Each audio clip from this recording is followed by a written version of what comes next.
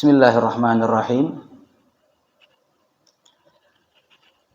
Allah Subhanahu wa taala di dalam Al-Qur'annya berkata, "Wa min waraihim barzakhun ila yaumi yub'atsun." Kelak nanti ketika siapapun daripada kita bakal meninggalkan yang namanya dunia tersebut, bakal masuk ke tempat yang namanya alam barzah.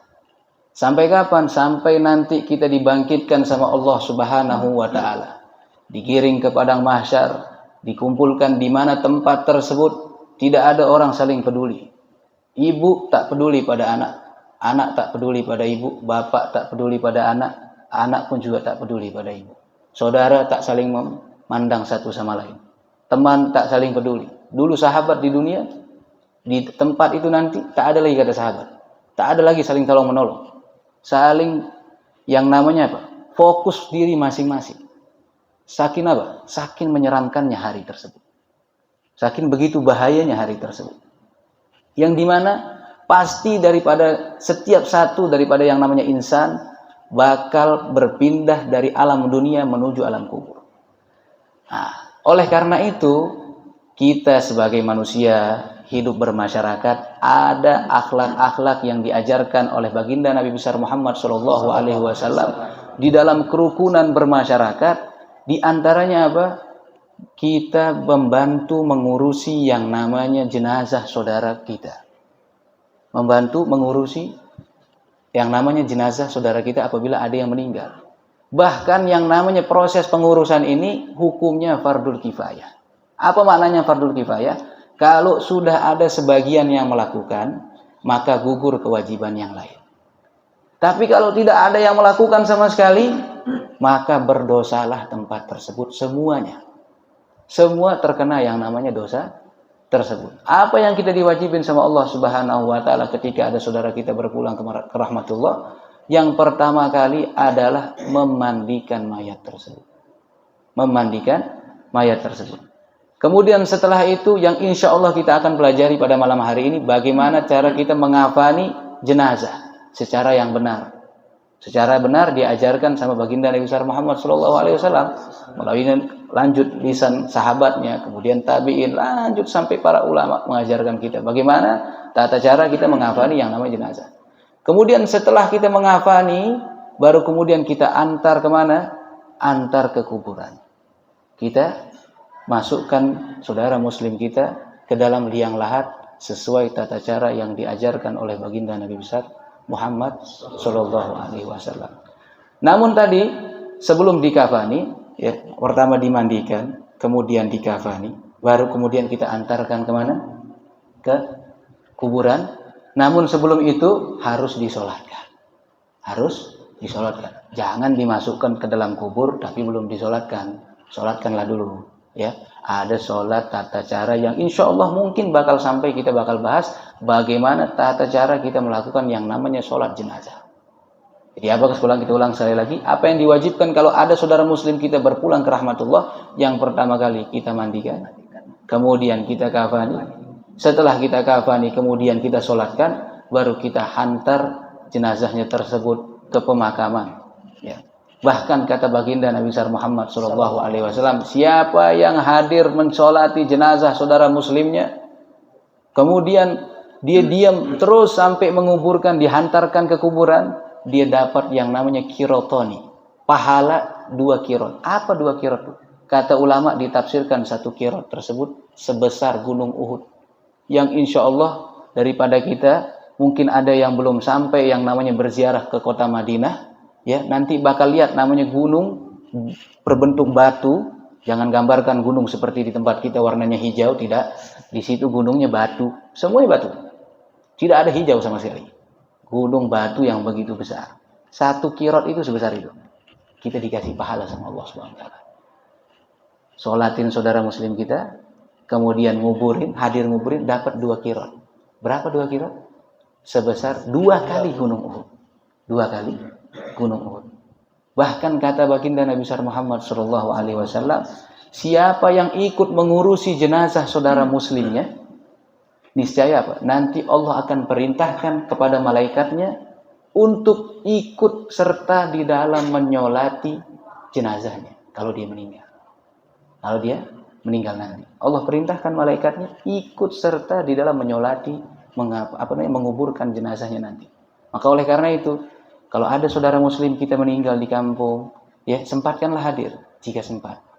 Kalau tidak ada kesibukan. Biar apa? Ini nanti ada kesinambungan. Nanti kalau kita meninggal, ada yang nyolati.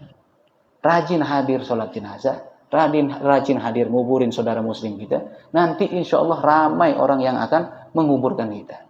Ya, Nabi sudah mengajarkan kita bagaimana cara berhidup bermasyarakat. Alhamdulillah di Lombok luar biasa sekali. Yang namanya sholat jenazah, yang namanya yang nguburin, alhamdulillah tidak pakai uang.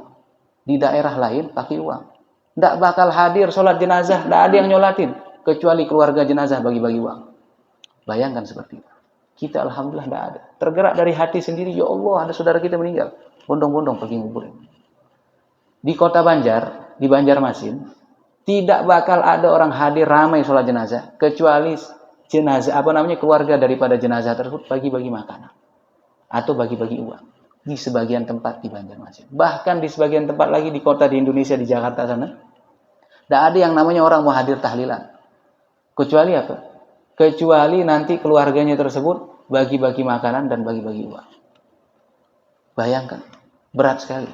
Tapi kita, alhamdulillah masih sampai detik ini di Lombok, ya, masih sampai detik ini yang namanya sholat jenazah, yang namanya nguburin, yang namanya tahlilan, itu apa? Tergerak dari hati sendiri. Tergerak dari hati sendiri. Bahkan yang namanya orang Lombok punya tradisi apa? Kalau ada yang meninggal dibawain gula, dibawain beras. Dia bantu keluarga yang sudah meninggal. Itu yang diajarin sama baginda Nabi besar Muhammad SAW. Tapi kalau di daerah lain, yang keluarga yang meninggal, kalau keluarganya meninggal makin pusing. Sudah sedih keluarga meninggal, makin ditimpa suruh ngeluarin biaya yang begitu besar. Terakhir sebelum saya pulang, saya jumpa sama saya punya teman di Mekah. Saya jumpa sama saya punya teman. Dia datang berangkat ke kota Mekah bekerja. Saya tanya, kenapa kau bekerja ke tempat ini? Padahal dia guru ngaji di kampungnya. Sudah punya TPA. Sudah ngajar ngaji. Sudah S1. Saya ada hutang. Ibu saya meninggal. Ibunya meninggal.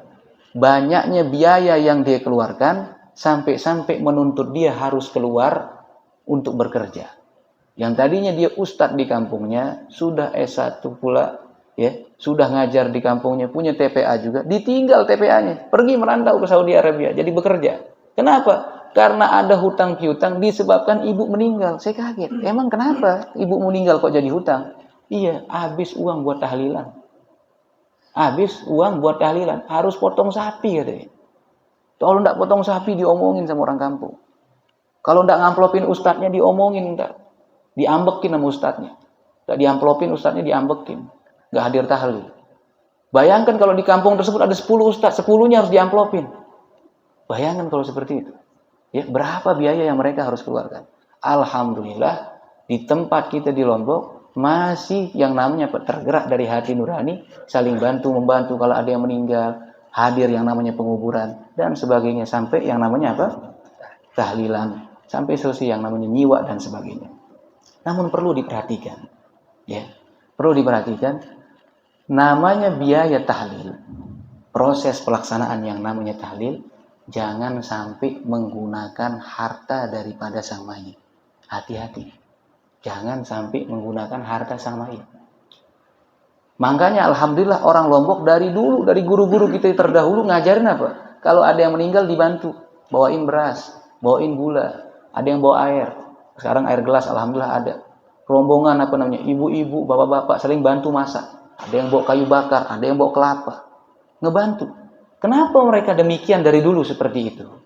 Karena apabila digunakan harta sang mayit, kemudian salah satu daripada ahli warisnya tidak ridho, maka haram hukumnya kita gunakan perkara tersebut. Apalagi sampai ada ahli warisnya tersebut masih anak kecil, tidak tahu apa-apa.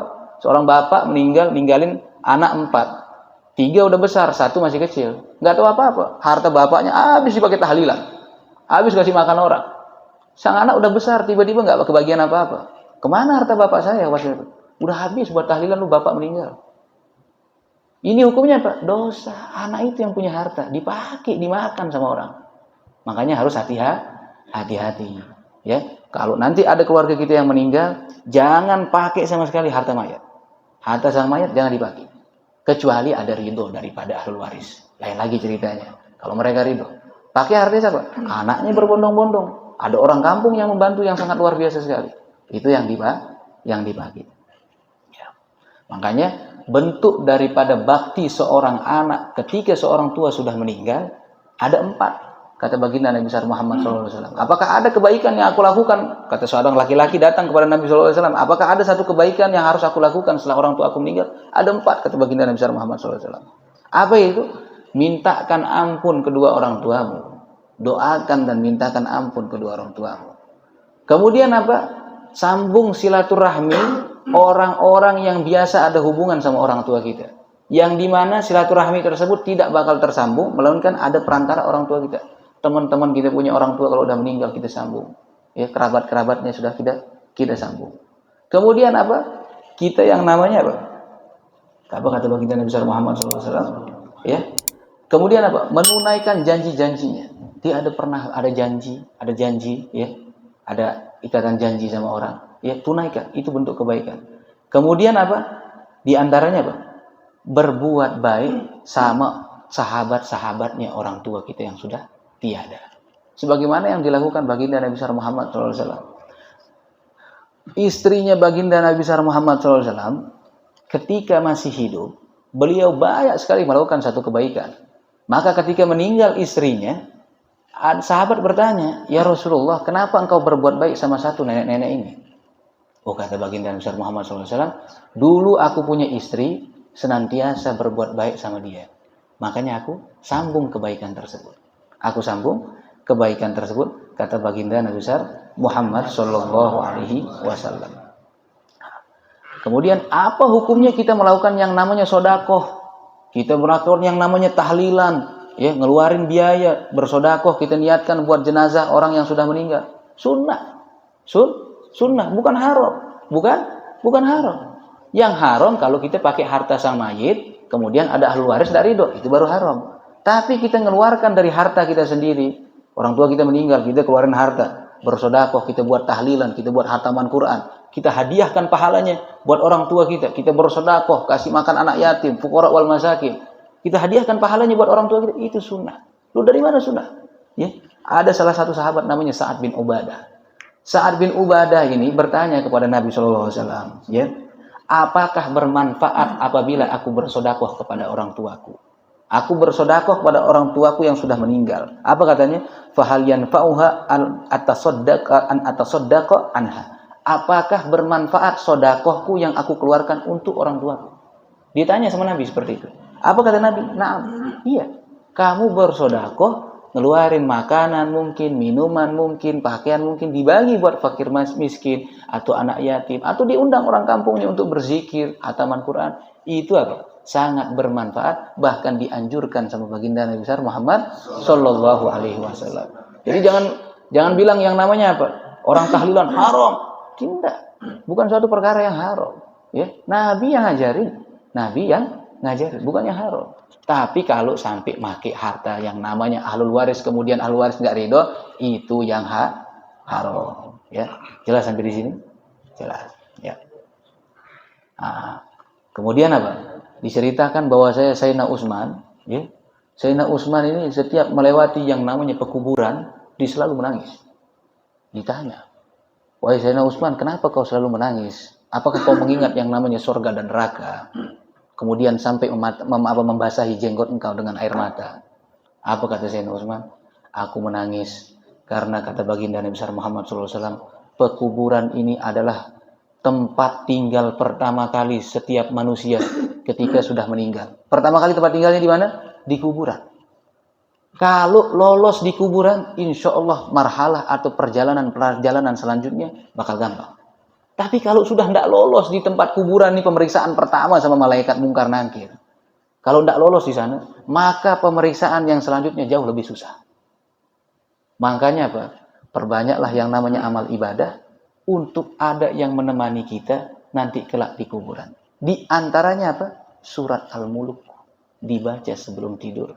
Juz 29 yang pertama kali suratnya Al-Mulk. Tabarakalladzi biyadihil mulku wa huwa ala kulli syai'in qadir. Baca setiap sebelum tidur. Baca setiap sebelum tidur. Nanti surat Al-Muluk ini bakal berbentuk wujud yang bakal menemani kita kelak di kuburan.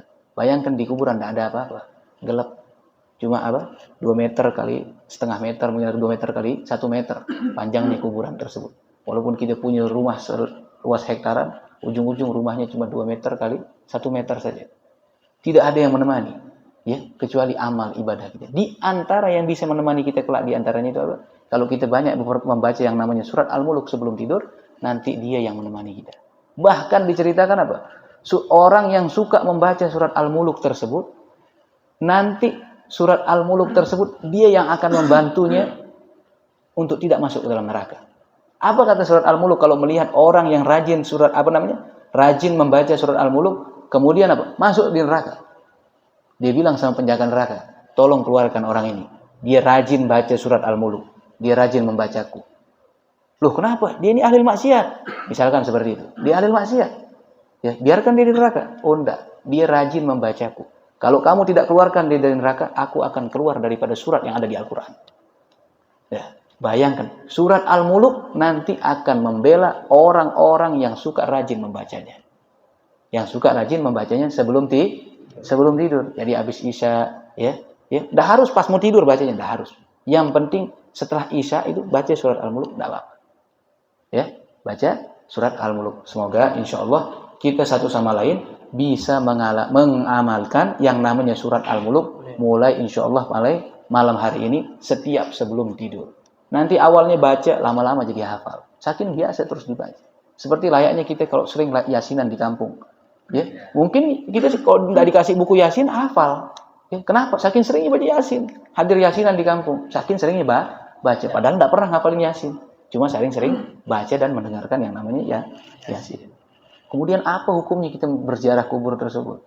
Apakah haram orang berziarah kubur? Tidak boleh orang ziarah kubur. Orang berziarah kubur itu sunnah. Hukumnya sunnah. Nabi yang nyuruh kita berziarah kubur. Apa kata baginda Nabi besar Muhammad SAW? Kuntu nahaitukum an ziyaratil kubur fazuruha. Ya. Dulu aku melarang kalian berziarah kubur. Tapi sekarang berziarah kalian ke kuburan tersebut. Kenapa kita disuruh berziarah kubur? Karena dengan berziarah kubur itu kita bisa yang namanya apa? Zuhud daripada dunia. Zuhud daripada yang namanya dunia. Kemudian apa? Tudzakirukumul maut. Yang namanya ziarah kubur tersebut mengingatkan kita kepada kematian. Ya. Bentuk daripada kebaikan kita sama orang tua yang sudah tiada, kakek kita yang sudah tiada, nenek kita sudah tiada. Ya. Jangan biarkan kuburannya tersebut penuh dengan rumput. Ya. Penuh tinggi dengan rumput, saking tidak pernah diziarahin. Ziarahin kita punya orang tua. Doakan, bacakan Quran. Ya, itu daripada bentuk kebaikan kita kepada orang tua kita. Jangan cuma ziarah pas lebaran doang. Pas lebaran baru pada ziarah. Tidak lebaran tidak ziarah. Ziarahi. Ya, makanya apa dikatakan apa? Berapa banyak yang namanya orang yang sudah mati, itu apa? Celaka kalau bukan karena orang yang masih hidup. Kok bisa seperti itu? Karena mereka sangat membutuhkan yang namanya pertolongan. Butuh yang namanya hadiah. Apa kita bisa hadiahkan? Kirimkan yang namanya pahala berupa bacaan Al-Quran. Ya, mintakan ampun. Dan sebagainya. Sedekahkah kita hadiahkan? Mereka itu sangat menunggu sekali. Mereka, orang yang sudah tiada, sangat menunggu sekali yang namanya apa? Hadiah. Bahkan diceritakan apa? Kalau ada yang membacakan Fatihah. Atau memintakan ampun kepada orang yang sudah meninggal, nanti malaikat tersebut datang membawa yang namanya nampan bercahaya ke hadapan orang yang sudah meninggal tersebut. Apa dikatakan? Apa ini? Ini hadiah dari fulan. Hadiahnya apa? Doa. Mereka butuh doa. Ya, butuh yang namanya doa. Dan di antara yang bagus juga kita berikan kalau berziarah, taruhkan yang namanya bunga. Loh kenapa kok ditaruhkan bunga? Oh iya, ada ceritanya. Ketika dulu Nabi berjalan melewati satu kuburan, Nabi bilang apa? Ini orang diadab sama Allah Subhanahu wa taala bukan karena dosa yang begitu besar. Tapi apa dosanya? Karena dia tidak benar-benar bersih yang namanya bercebok. Bercebok sudah habis kencing, habis berak, ya, habis ke kamar mandi, ya. Dia tidak terlalu bersih. Kencing-kencing pergi langsung cuci. Belum selesai kencingnya. Kencingnya belum selesai. Ini diantara orang paling banyak nanti diadab di kuburan. Diantaranya apa? Gara-gara tidak bersih kencing. Dan juga apa? Karena orang itu suka namimah. Apa namimah? Ngadu domba. Ngadu domba. Antara saudara muslim satu sama lain diadu, tetangganya satu sama lain diadu, ya. Bertamu ke rumah Bapak Fulan misalkan, Pak Fulan itu benci sama kamu, suka ngomongin kamu, tidak seneng. Besok dia pindah lagi ke tempat satu lagi, dia ngomong Bapak Fulan tidak seneng sama kamu, ya. Dia benci sama kamu. Lama-lama apa? Tetangganya berantem satu sama lain, kerjanya diadu sama dia, diadu. Temennya juga gitu, diaduin temennya, ya. Diomongin satu sama lain. Dia jadi tengah-tengah, bagian ngaduin orang, ya. Akhirnya bermusuhan orang. Akhirnya apa yang dilakukan sama Nabi SAW? Nabi taruhkan yang namanya pelepah kurma yang masih hijau, yang dimana kata Nabi, semoga-moga ini selama pelepah ini masih hijau, dia mengucapkan istighfar untuk orang yang ada di bawahnya. Makanya kenapa kita punya keluarga dari dulu kalau pergi ziarah kubur bawa bunga. Biar apa? Biar masih basahnya bunga yang masih belum kering tersebut memintakan ampun untuk siapa? Untuk orang yang ada di bawahnya.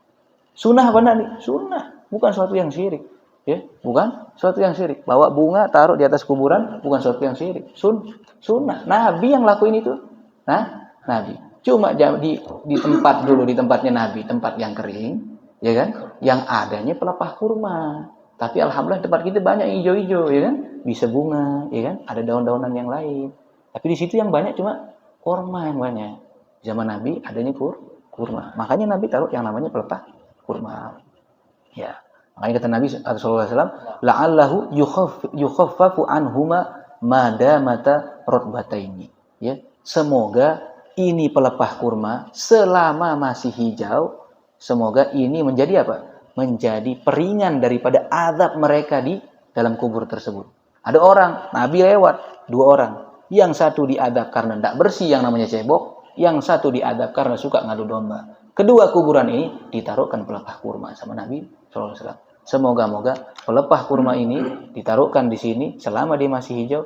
Semoga ini menjadi peringan daripada adab yang mereka sedang diadab sama malaikat di dalam sana.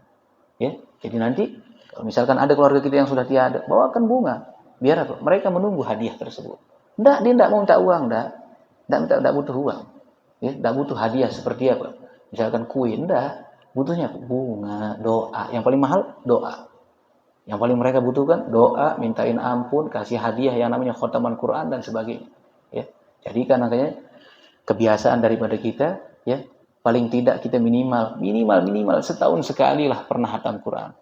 Nanti setiap hataman Quran, hadiahkan kepada orang tua kita, atau guru-guru kita, atau kakek-kakek kita, nenek-nenek kita yang sudah tiada, hadiahkan pahalanya untuk mereka. Wallahu a'lam bishawab.